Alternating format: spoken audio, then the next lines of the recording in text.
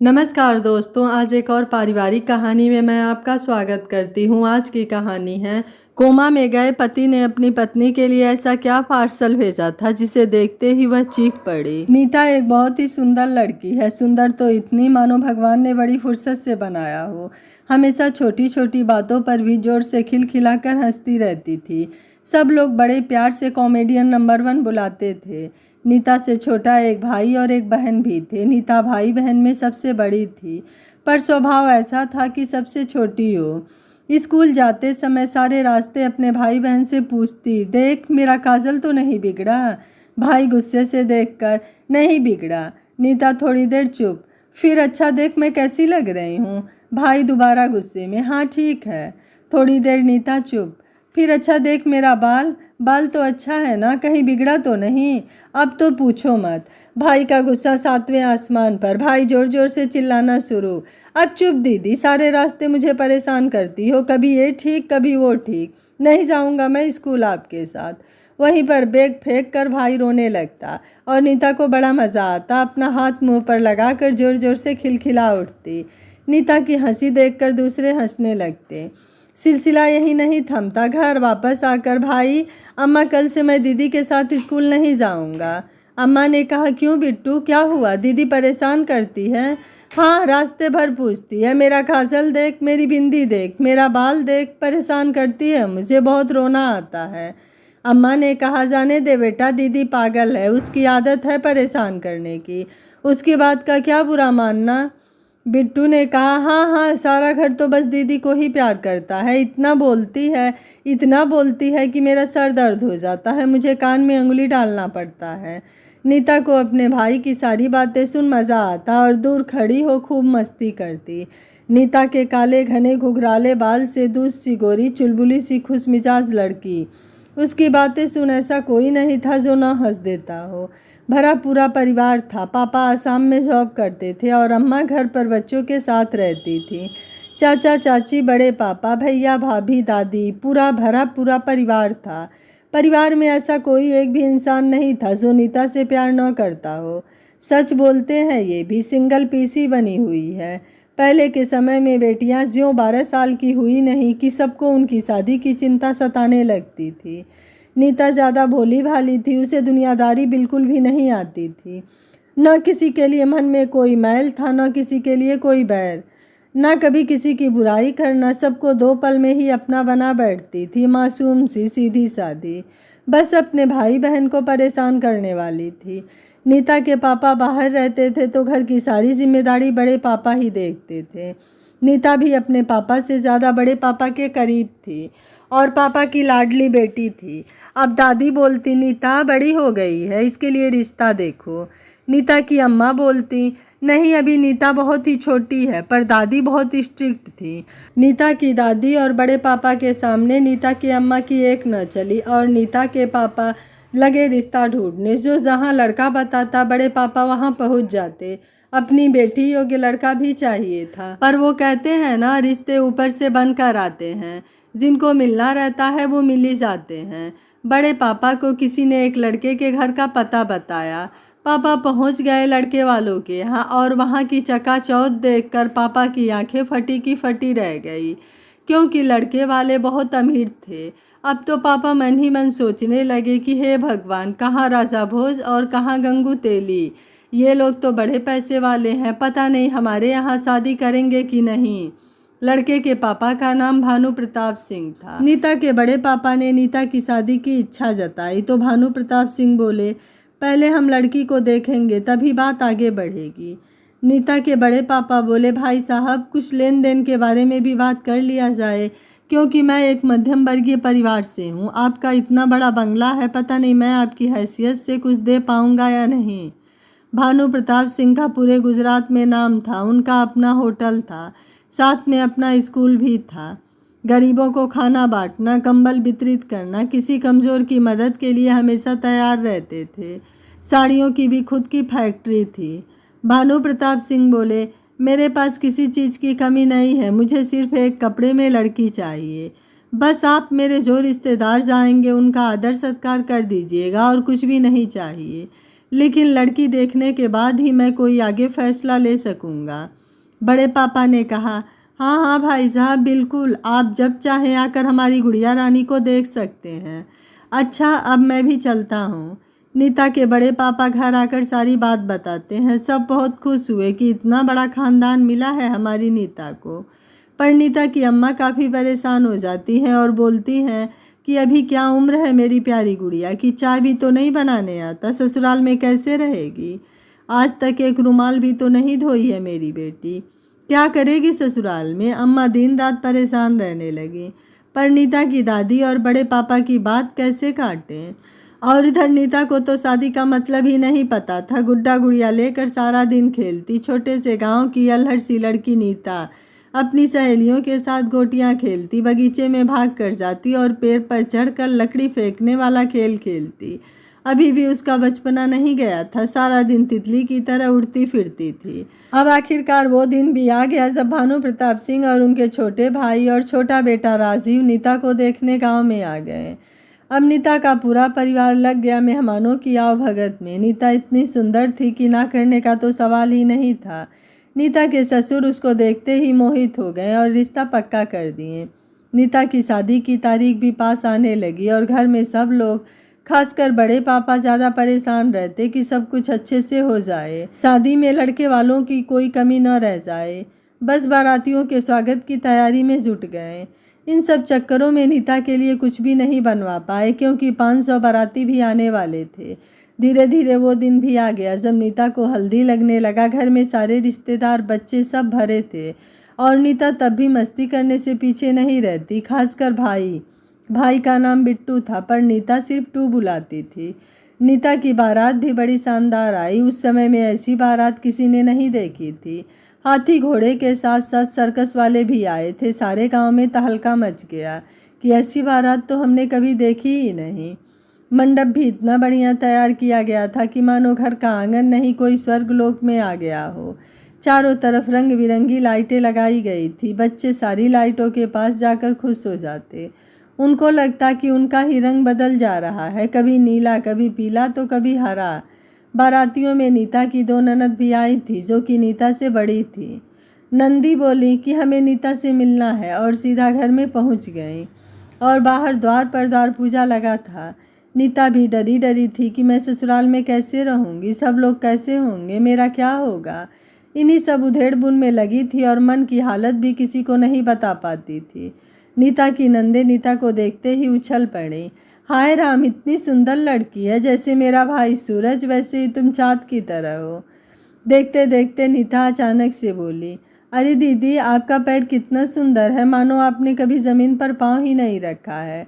फिर तो पूरा घर हंसी के ठहाकों से गूंज उठा। नंदों को नीता की मासूमियत समझने में देर नहीं लगी और खूब नीता को प्यार करने लगी। अब धीरे धीरे शादी की सारी रस्में पूरी हो गईं और नीता भी बेटी से बहू बन गई। अब विदाई का समय तो सबसे ज़्यादा दुखदाई होता है। एक बेटी से उसकी जन्मभूमि छूट जाती है, साथ में माँ बाप, चाचा चाची, बहन भाई, भैया भाभी, दादी, सारे रिश्ते पीछे छूटने का दर्द क्या होता है हम सब जानते हैं।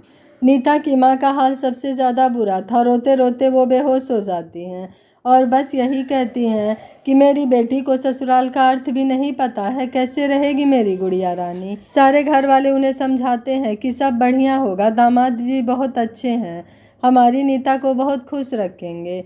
नीता की विदाई हो गई। अब नीता अपने मायके से ससुराल आ गई। पूरा गांव टूट पड़ा था दूल्हा दुल्हन को देखने के लिए। आखिरकार भानु प्रताप का बड़ा नाम जो था, नीता की दोनों ननद, जो कि नीता के साथ ही वापस आई थी, दौड़कर घर में जाती हैं और बोलती हैं, मम्मी, वहाँ पर बड़ी खातिरदारी हुई, पर दुल्हन को एक भी गहना नहीं मिला है, बस छोटा सा कान में है, छोटा सा नाक में है और कुछ भी नहीं है। नीता की सास बोली, जा सारे गहने जो मैंने नीता के लिए बनवाए हैं चुपके से गाड़ी में ही पहना दो, किसी को नहीं पता चले, नहीं तो मेरे समधियों की बेइज्जती होगी। जैसा मम्मी ने कहा वैसा ही उन्होंने किया। नीता हैरान थी कि ये सब क्या हो रहा है। मुँह दिखाई की रस्में पूरी हो गई थी। सब लोग नीता को अपना परिचय दे रहे थे। नीता मन ही मन सोच रही थी कि हे भगवान, कितना बड़ा घर, कितने बड़े बड़े कमरे, चारों तरफ इतने महंगे महंगे पर्दे लगे हैं। ऊपर देखा तो बाप रे, इतने बड़े झूमर, क्या ये सब असली है या नकली। नीता का ससुराल मानो कोई शीश महल हो। घर के सामने फूलों से लदा हुआ हरा भरा गार्डन और ढेर सारे नौकर चाकर। नीता के लिए ये सब किसी सपने की तरह था और उससे भी कहीं ज़्यादा अच्छा उसका परिवार था। नीता का पति संजीव बहुत ज़्यादा सुंदर, समझदार और अच्छा इंसान था। नीता का पूरा घर उसे घेरे रहता, हर पल ध्यान देता था कि नीता को अकेलापन ना लगे, और पति भी उसके रूप रंग को देखते ही फिदा हो गया था। बहुत ही प्यार करता था। नीता को भी बड़ी खुशी होती कि मुझे इतना अच्छा परिवार मिला है। नीता को चाय भी तो नहीं बनाने आता था, पर लगन थी हर चीज़ को सीखने की। खाना बनाने वाली आती तो साथ में नीता भी लगी रहती थी, जिसकी वजह से उसे सब कुछ आने लगा और फिर नीता खाना खुद बनाने लगी। खाना बनाने वालों से बोली, अब तो मुझे आ गया है तो मैं खुद ही अपने परिवार को बनाकर खिला सकती हूँ। नीता को भी धीरे धीरे सबसे प्यार हो गया था। वो ससुराल में भी खूब मस्ती करती। ससुर जी की तो प्यारी सी बिटिया बन गई थी। ससुर शुगर बीपी पेशेंट थे, जिसके चलते अक्सर बीमार पड़ जाते थे। सारी जिम्मेदारी अब संजीव पर आ गई थी और वो बखूबी निभाता था। कुछ समय बाद नीता को बेटा पैदा हुआ। नीता चुलबुली बहू से माँ बन गई, पर अभी भी उसके अंदर का बच्चा जिंदा था। पूरे परिवार में खुशी का माहौल छा गया था। आखिर भानु प्रताप सिंह और उनकी पत्नी दादा दादी जो बन गए थे। पूरा परिवार जश्न मना रहा था घर के वारिस की खुशी में। भानु प्रताप और उनकी पत्नी मालती का सारा दिन अपने पोते के साथ खेलने में बीत जाता। नीता भी घर के काम को निपटा कर बच्चे में बिजी हो जाती। शादी के बाद से नीता कभी भी मायके नहीं जा पाई थी। नीता के पापा पहुंच गए गुजरात अपनी बेटी को लेने। सास ससुर भी खुशी खुशी विदा कर दिए। नीता फिर से अपने गांव की मिट्टी में वापस आ गई। बेटा भी 6 महीने का हो गया था। यहाँ पर भी सारा दिन कभी नानी तो कभी मामा कभी मौसी, सबके हाथ का गुड्डा था। नीता फिर से वैसे ही कबड्डी खेलती बगीचे में छोटे छोटे बच्चों के साथ। नीता को देखकर गांव की औरतें खूब हंसती और बोलती, अरे अब तो बड़ी हो जाओ नीता, एक बच्चे की माँ बन गई हो। फिर से जोर जोर से हंसने लगती। इधर गुजरात में अचानक से नीता के ससुर की तबीयत खराब हो गई और हॉस्पिटल में उन्हें एडमिट कराया गया। इधर संजीव भी नीता को लेने आ गया, क्योंकि नीता के ससुर की इच्छा थी बहू और पोते को देखने की। नीता भी फटाफट तैयार हो पति के साथ निकल जाती है। गुजरात पहुंचते ही सबसे पहले नीता भागकर हॉस्पिटल पहुंचती है और ससुर को इस हालत में देखकर जोर जोर से रोने लगी। ससुर जी की सासें भी मानो बहू और पोते का ही इंतजार कर रही थी। कब उनकी सासें उनका साथ छोड़ दी, किसी को पता ही नहीं चला। देखते ही देखते पूरे परिवार में मातम छा गया। मालती जी तो पूरी तरह से टूट गई थी। सारी जिम्मेदारी अब नीता पर आ गई थी और बिजनेस की संजीव पर। दोनों पति पत्नी मिलकर एक दूसरे का सहारा बने थे। वो कहते हैं ना, वक्त हर घाव को भर देता है, वही हुआ। अब तो नीता के देवर की शादी के लिए रिश्ते आने लगे थे और राजीव की भी बड़ी धूमधाम से शादी हो गई और नीता जेठानी बन गई। देवरानी भी बड़ी ही सुंदर, सुशील और मासूम सी थी। अब तो सारा दिन दोनों खूब मस्ती मजाक करती थीं। नीता की एक आदत थी, संजीव जब भी घर आता दिन भर के कामों से थक कर नीता जोर जोर गाना गाने लगती, मुझे 9 लखा मंगा दे रे वो सैया दीवाने। और संजीव भी मुस्कुरा कर गले लगा लेता और बोलता, हाँ हाँ जल्दी बनवा देंगे। धीरे धीरे समय गुजरता गया और नीता को दूसरी बार भी बेटा हुआ, जबकि नीता की बड़ी चाहत थी बेटी की। पर दूसरा भी बेटा हुआ और देवरानी को बेटी हुई। सारा परिवार फिर से खूब जश्न मनाया। संजीव और राजीन दोनों भाई मिलकर अपने पापा के बिजनेस को ऊंचाई पर ले जाने के लिए सारा दिन रात मेहनत करते। धीरे धीरे समय अपनी रफ्तार से दौड़ रहा था और नीता बेटी की चाहत में तीसरी बार प्रेग्नेंट हुई। इस बार उसे पूरा विश्वास था कि बेटी ही होगी, पर कहाँ, दुनिया तो कोई और ही चलाता है। इस बार भी बेटा ही हुआ। अब नीता बोली कि मुझे ऑपरेशन करवाना है और ऑपरेशन भी हो गया। वहीं कुछ दिनों के बाद देवरानी को दोबारा से बेटी हुई। सारा परिवार बड़ी शिद्दत से छोटी खुशियाँ भी मिलजुल कर मनाते थे। मानो इस परिवार में कभी लड़ाई झगड़े ही नहीं होते हैं, और अगर होते भी तो सारा परिवार मिलकर निपटा लेता। नीता को कभी मायके जाना होता तो देवरानी रोने लगती, दीदी मैं भी चलूँगी आपके साथ। और होता भी यही था। दोनों देवरानी जेठानी एक साथ मायके जाती थीं। देवरानी का नाम कांति था। कांति का स्वभाव भी शांत था। अपने इसी व्यवहार से नीता के मायके वाले जितना प्यार नीता को करते थे, उतना ही प्यार कांति से भी करते थे। नीता की उम्र 36 की हो गई थी, पर अल्लड़पन से सबको परेशान करना नहीं छूटा था। बच्चे भी बोलते मेरी मम्मा सिंगल पीस बनी है। संजीव बिजनेस का ज़्यादा टेंशन लेता था, जिसकी वजह से वह अपनी सेहत का ध्यान नहीं देता था। बुखार होने पर भी काम में ही व्यस्त रहता था। धीरे धीरे संजीव को पीलिया हो गया। डॉक्टर ने कहा आपको पूरी तरह से रेस्ट की ज़रूरत है, पर संजीव बिल्कुल भी नहीं मानता, जिसके परिणाम स्वरूप संजीव की हालत गंभीर होने लगी और आईसीयू में एडमिट कराया गया। अब तो मानो पूरे परिवार पर मुसीबतों का पहाड़ टूटने लगा था। नीता सास को संभालती, बच्चों को संभालती, साथ में देवर की बिजनेस में मदद करती। सारा दिन कभी घर, कभी हॉस्पिटल, तो कभी बिजनेस। अब एक मशीन सी जिंदगी हो गई थी नीता की। एक दिन हॉस्पिटल से फ़ोन आया कि जल्दी से हॉस्पिटल आ जाइए, आपके पति की हालत गंभीर है। नीता के तो जैसे पैरों तले ज़मीन निकल गई। हॉस्पिटल जाकर पता चलता है कि संजीव कोमा में चला गया है। अब तो नीता की ज़िंदगी वीरान सी हो गई। सारा दिन उछलने वाली नीता टूटने लगी थी। उसे समझ में नहीं आता कि क्या करे, कैसे करे, सब कुछ कैसे संभाले। बच्चे भी अपने पापा के लिए भगवान के आगे रोते रहते। बच्चे भी तो छोटे छोटे थे।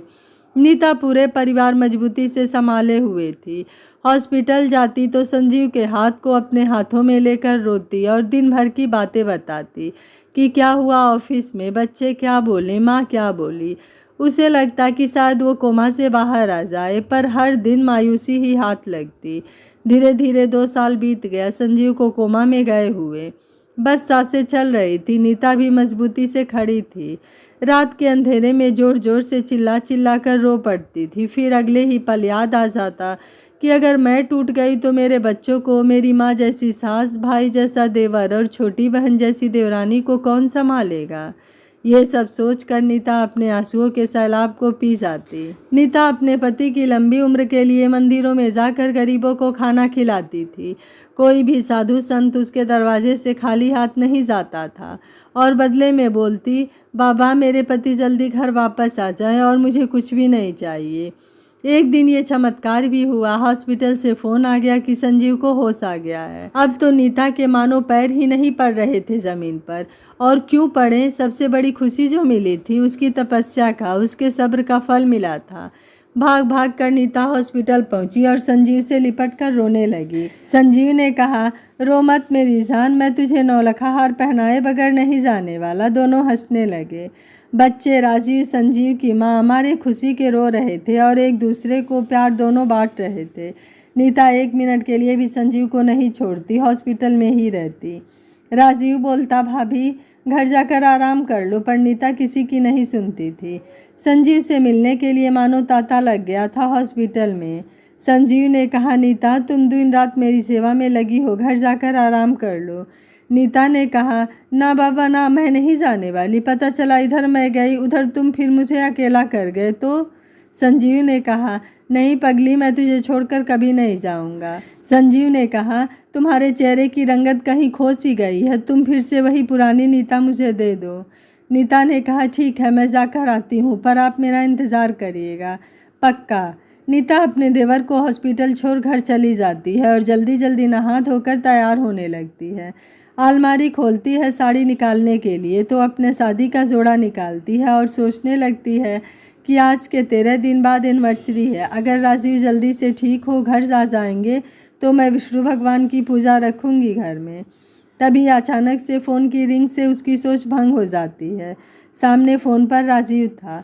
बोला, भाभी आप जल्दी से हॉस्पिटल आ जाइए। नीता ने कहा, क्या बात है देवर जी। राजीव ने कहा, बस आप आ जाइए। नीता वापस से हॉस्पिटल भाग कर आती है। बाल धुले हुए, करली करली बाल, लाल लाल सिंदूर मांग में भरे हुए, लाल रंग की साड़ी पहने दुल्हन की तरह तैयार थी नीता, मानो कोई अप्सरा हो। लेकिन उसे कहाँ पता था कि आज जिसके लिए वो इतनी तैयार हुई है वो तो पहले ही जा चुका था। हॉस्पिटल जाते समय उसका दिल जोर जोर से धड़क रहा था। उसे ऐसा लग रहा था कि सब कुछ उसके हाथ से फिसलता जा रहा हो, छूट रहा हो, और उसके अंदर का डर भी सच हो गया। हॉस्पिटल में जाते ही देखती है राजीव वहीं ज़मीन पर लेटकर पागलों की तरह रो रहा है।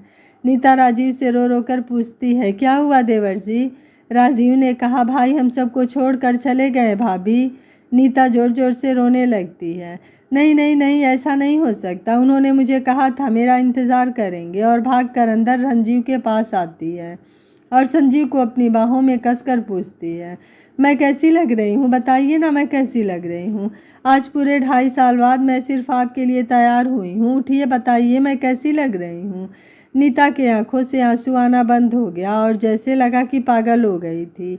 संजीव के मुंह में उंगली डालती और बोलती, उठिए ना, एक बार फिर से मुझे देखिए और मेरी तारीफ करिए। अरे हाँ, हमारी एनिवर्सरी नज़दीक आ रही है, इसलिए वापस कोमा का बहाना बना लिए कि कहीं मैं फिर से 9 लाख हार ना मांग लूँ। नहीं नहीं, मुझे नहीं चाहिए 9 लाख, बस आप आ जाइए। लेकिन संजीव अब उठने वाला नहीं था, वो तो सब कुछ छोड़कर जा चुका था। संजीव की मौत की खबर आग की तरह फैल गई। रेला लग गया था हॉस्पिटल में। राजीव को, संजीव की बॉडी को और नीता को घर लाया गया। चीख पुकार की आवाज़ से मानो आसमान का भी कलेजा फट गया था।